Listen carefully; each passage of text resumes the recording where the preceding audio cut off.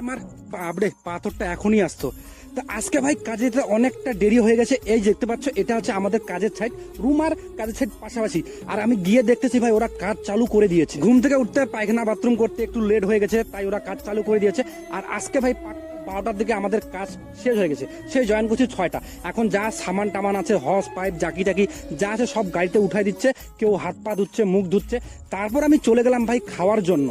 আমরা 10-11 জন কাজ করি, অর্ধেক লোক খাওয়ার জন্য আসি, অর্ধেক লোক ওইখানে থাকে। আর এইদিকে ডগিটা দেখো, আমাকে দেখে লেজটা কিরকম রাখছে। তারপর রুমে চলে আসলাম, রুমে এসে অপেক্ষা করতে যে খাবারটা কখন আসে। খাবারটা আজকে এত লেট কি বলবো। তারপর আমাদের খাবার যখন চলে আসে, আজকে দিচ্ছে মাছের ভাজা আছে, একটা শাকের ভাজা আর সাম্বার, যেটা কেরালার সব থেকে ফেভারিট। তাড়াতাড়ি খাওয়া দাওয়া শেষ করে আমাদের যেতে হবে আবার ব্লাস্টিং এর জন্য। আর বাকি যে লোকগুলো আছে ওরা খাওয়ার জন্য আসবে। আর সব থেকে খতরনাক ভাই ব্লাস্টিং সময়টা আমাদের। ব্লাস্টিং আমি শেষ করে এখন রুমে যাচ্ছি। কি বলবো ভাই, কাজ করতে করতে না আমাদের এলাকার জাঙ্গিয়া পর্যন্ত ভিজে যাবে।